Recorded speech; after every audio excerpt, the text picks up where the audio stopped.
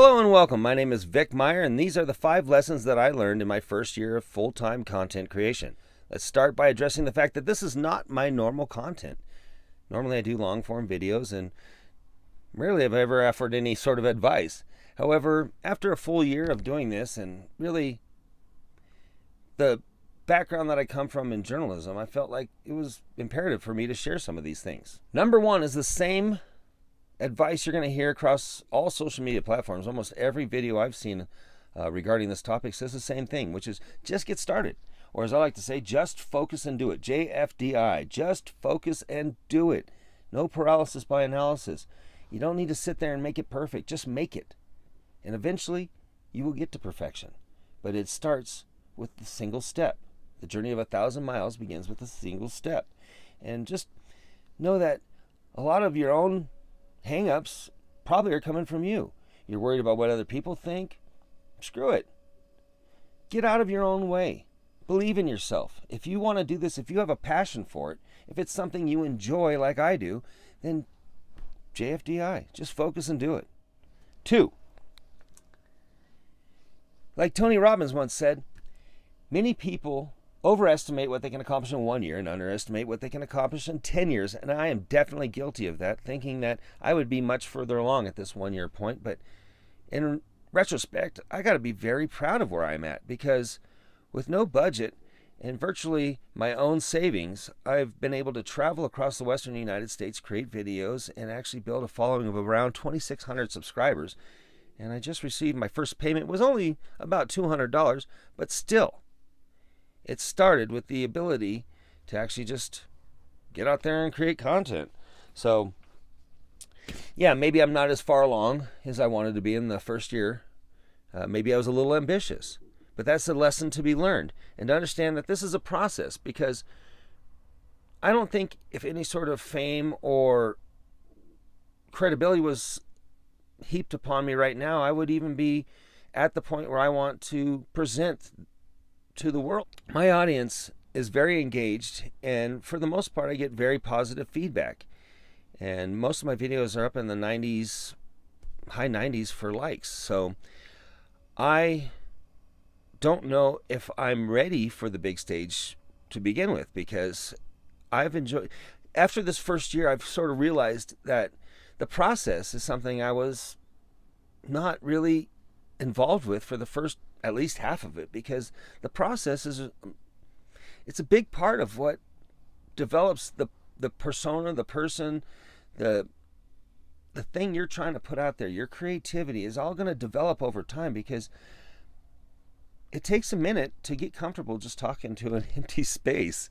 There's no doubt about that. And then try to do that in front of public, or in the public, in front of people. That's just, I mean, it's nerve-wracking, no doubt. Even though I had some experience with it in the past, it was a lot different. When I was in broadcasting and we'd set up a camera and a tripod and the lights and everything like that, and you'd had a camera operator with you and sometimes a producer, it really, it establishes the thing and makes you seem a little bit more important. But when you're walking through a crowd on a selfie stick and talking to your phone, people look at you like a crazy person. So good thing I don't care. But that's something you should actually work on too as well. Just do it. Don't care.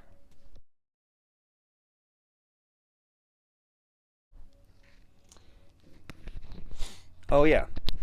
And I also wanted to mention that you need to tether your ambitions along with the idea of where you can be in 10 years versus 1 year. So I'd say just enjoy the process.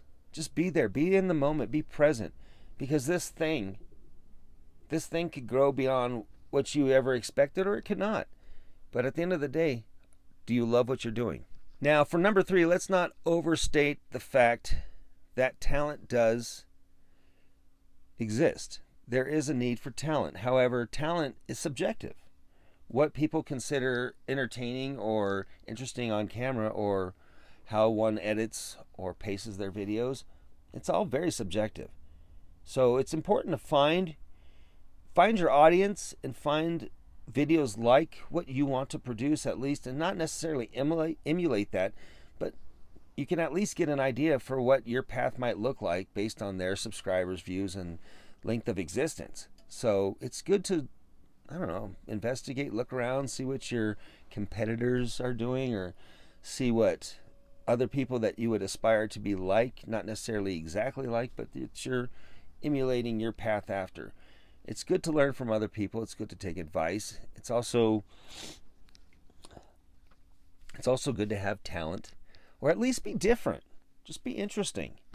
Be yourself. Or as I like to say on my show, be who you is.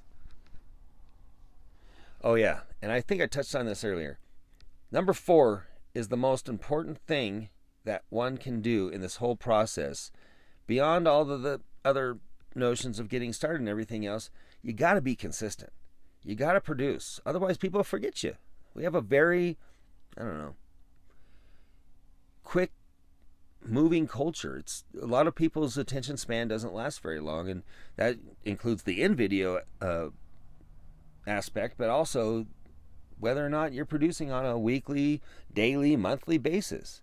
Be consistent. Produce. Create an audience based on reliability, because that's a relationship you have with your audience, is this reliability. They want to, not only do they want to see the real person like I talked about in the third point, but they also want to see you on a regular basis.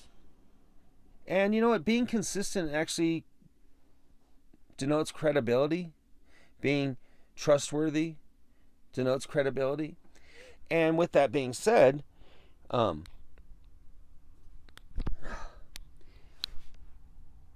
of the most important aspects of being consistent is the fact that you develop the muscle memory that it takes to produce video on a regular basis and really get that self-motivation, I guess. It's a lot of people, I think, have a difficult time when they don't have a boss telling them that it's time to go to work, or a schedule, or whatever the case may be. So developing that self-motivation, developing the skill to be able to just get off your ass and do it, even when you're not making any money at this, and it's costing you money, and you're stressed, and you're only editing on an iPhone, and your glasses are getting past their prescription, and you can't see as well, and blah, blah, blah, blah, blah. Just do it. Starts at the top. Just focus and do it. Tether your expectations. Be yourself and be consistent. Not only do you want to be consistent, but number 5, be persistent. Let's just take a moment here. I'm going to talk to you directly. Don't expect anybody to appreciate, understand, or even support the notion of starting a YouTube channel and doing what you're doing. To most people, this is nuts. This is crazy. This is insane. And it is.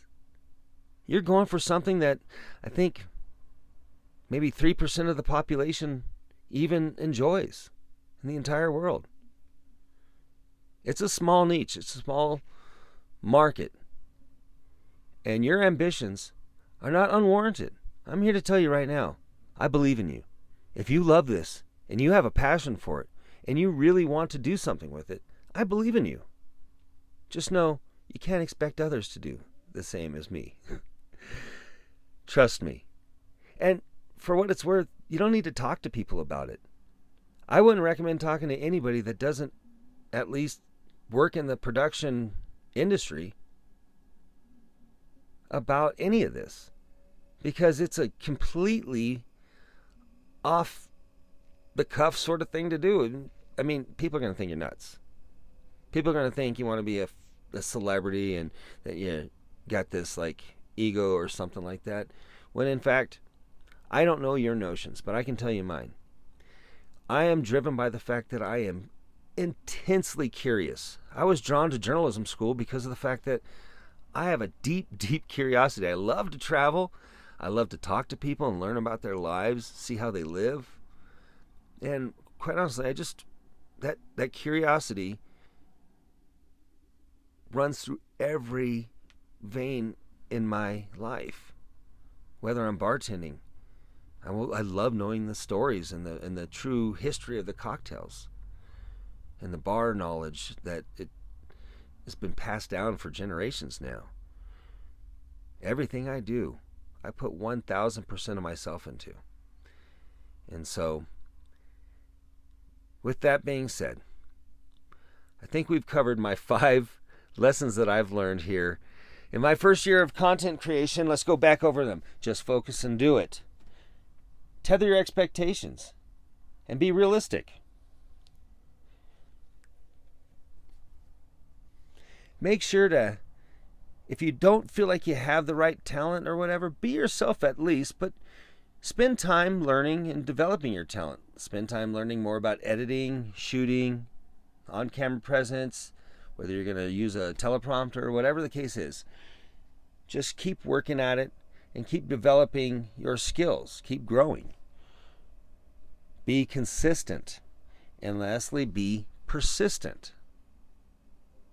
Take it from me. If you don't believe in you, how do you expect anybody else to? Much love. Thank you for watching the 5 lessons I've learned over the past year in this special edition of the Vic Myers Show. Thank you for allowing me to entertain you, presumably. Please be sure to subscribe. Also, I do love your comments, like, share the videos. All of it goes to helping this channel and the dream that is the Vic Myers Show. And remember, you can tune in to my long-form videos every Wednesday. Much love.